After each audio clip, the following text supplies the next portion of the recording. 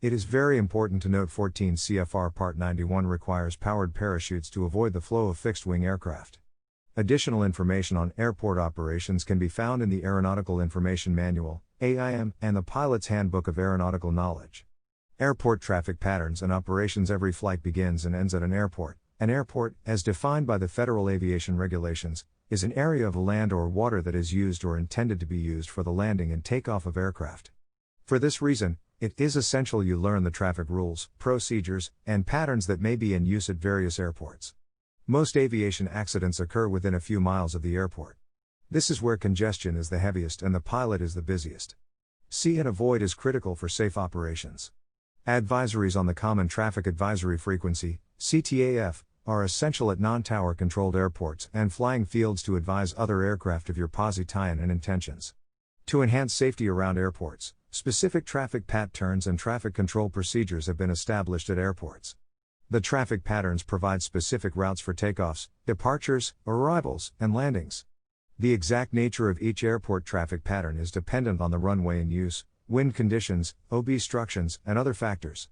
Different traffic patterns at the same airport may be established for heavy aircraft, general aviation aircraft, gliders and light sport aircraft, LSA, operations. The largest factor in determining the proper traffic pattern is airspeed. Slow aircraft do not mix well with fast aircraft. The powered parachute is at the slow end of the speed range of aircraft found around most airports. Regardless of the traffic pattern flown, you must be aware of your position relative to other aircraft in the traffic pattern and avoid the flow of fixed-wing aircraft. Helicopters fall under this same rule. This rule frequently affects the choice for a landing site. Refer to Chapter 5 for more information on selecting a landing site and airport operation information. With that in mind, you must understand the standard airport traffic pattern in use at the airport you are operating at and the traffic pattern you are flying to maintain separation from other aircraft traffic. Powered parachutes operate best from a grass surface, due to less wear and tear on the canopy. However, off-runway operation may disrupt normal airport operations and may not be safe for the PPC due to poor surface conditions. If an off-runway area is used for PPC operations, examine the area for surface condition, holes, standing water, rocks, vegetation height, moguls, fences, wires and other hazards. A traffic pattern may be established for an off-runway operating area. The traffic pattern may not, and probably will not, conform to the airplane traffic pattern. It is still your responsibility to avoid the flow of airplane traffic. If you elect to use the airport runway, take into consideration any crosswind that may be present. The airport runway may not be aligned close enough into the wind for your flying skills or may exceed the canopy limitations. The established powered parachute traffic pattern for an airport might be similar to the standard traffic pattern or it might use turns in the opposite direction. Figure 10.1, in both cases, use a standard rectangular pattern with a pattern altitude 1/2 the airplane traffic pattern altitude or as published, if published. An airport may also use a smaller pattern, referred to as a tight pattern or inside pattern, and it might be in the same direction as the other traffic or opposite. This smaller pattern combined with a pattern altitude of 1/2 the airport traffic pattern helps ensure separation from aircraft flying much faster. It is important to review the airport/facilities directory, A/FD, and understand the procedures used at each airport you will be operating at. Airports vary in complexity from small, private grass or sod strips to public major terminals having many paved runways and taxiways. Regardless of the type of airport or field, you must know and abide by the rules and general operating procedures applicable to the airport being used. These rules and procedures are based not only on logic or common sense, but also on courtesy. The objective is to keep air traffic moving with maximum safety and efficiency. The use of any traffic pattern, service, or procedure does not alter the responsibility for you to see and avoid other aircraft. Control towers and radar facilities provide a means of adjusting the flow of arriving and departing aircraft, and render assistance to pilots in busy terminal areas. You must be familiar with the communication requirements for operating at airports where you operate or intend to operate. Figure 10.2, airport lighting, markings, and signs are used frequently to alert pilots to abnormal conditions and hazards, provide directions, and assist pilots in airport operations. It is essential you understand and adhere to the information provided by these indicators. Figures 10.3 and 10.4, standard airport traffic patterns. The regulations require powered parachutes avoid the flow of fixed-wing aircraft. This rule should be the primary factor in deciding whether a standard airport traffic pattern is appropriate for your operation. To assure that air traffic flows into and out of an airport in an orderly manner, An airport traffic pattern is established appropriate to the local conditions, including the direction and placement of the pattern, the altitude to be flown, and the procedures for entering and leaving the pattern. Unless the airport displays approved visual markings indicating that turns should be made to the right, you should make all turns in the pattern to the left. Again, the airport may have established a different pattern and altitude for LSA operations. Be sure to talk with the airport manager and check the A/FD before heading to the airport. When operating at an airport with an operating control tower, you will receive by radio a clearance to approach or depart, as well as pertinent information about the traffic pattern.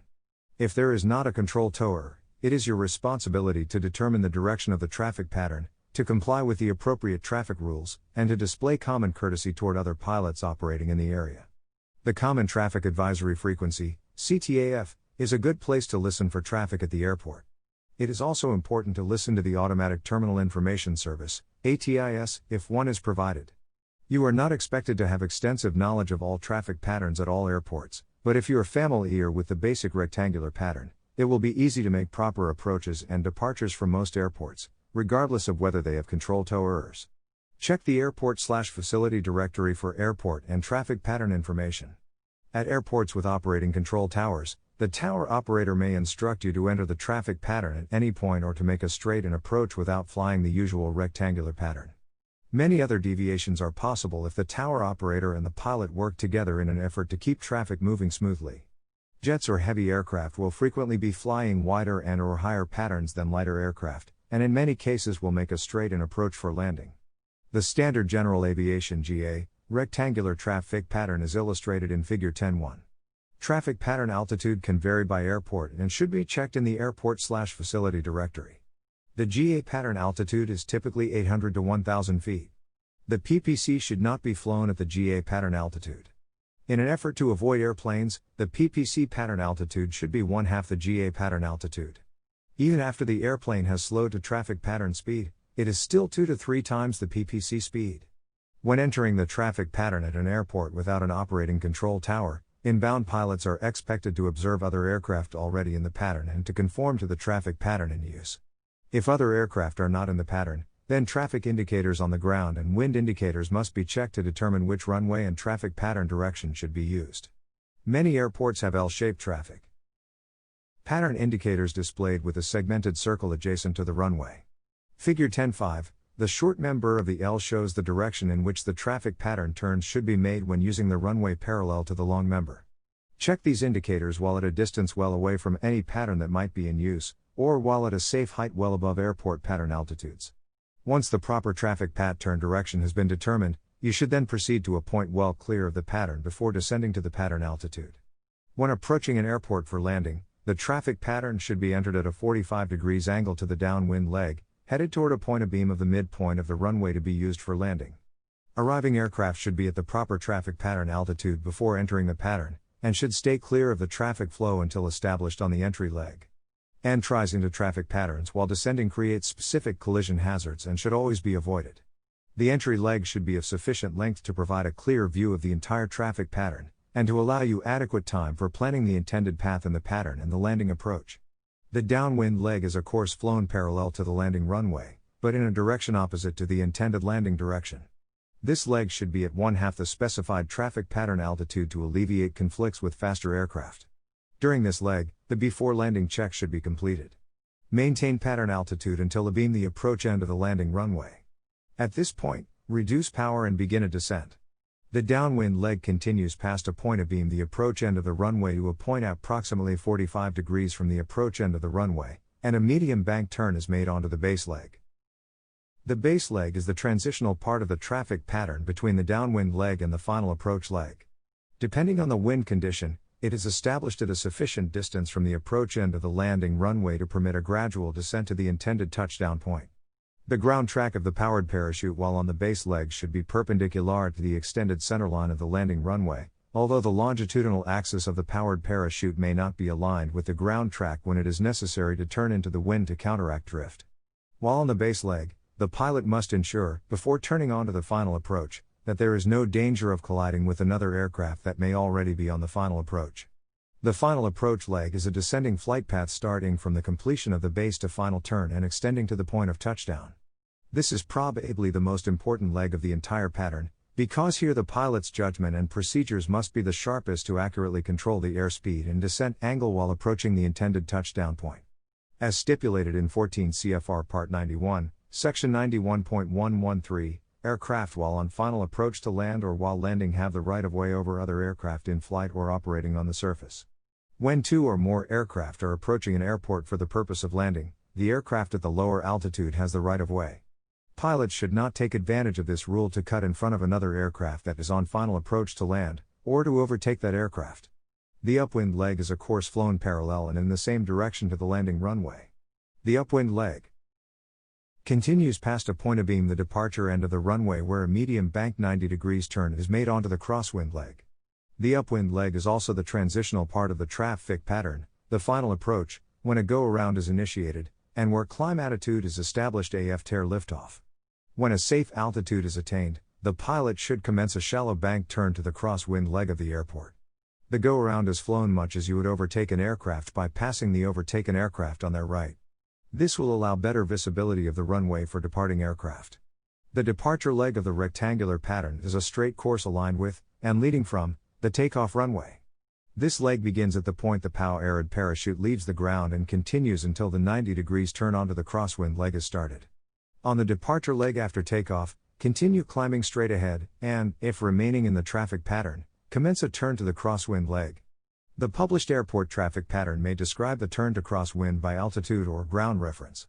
Begin the turn to crosswind after a positive rate of climb has been established and sufficient altitude has been gained to allow clearance from ground obstructions.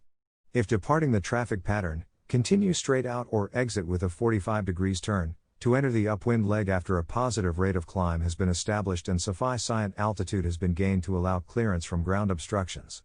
Exit the upwind leg straight out. Turning into the upwind leg allows the PPC to exit the pattern and avoid airplanes in the traffic pattern. Care should be taken not to turn into the path of an aircraft in the upwind leg. If parallel operations are in place, i.e., airplanes on the hard surface, powered parachutes on the grass, fly a pattern that stays within the pattern of the airplane traffic and does not cross the airplane's active runway. In all cases, the powered parachute should not make any turns until the pilot is certain it will not obstruct any aircraft operating in either pattern. The crosswind leg is the part of the rectangular pattern that is horizontally perpendicular to the extended center line of the takeoff runway and is entered by making approximately a 90 degrees turn from the upwind leg. On the crosswind leg, the powered parachute proceeds to the downwind leg position.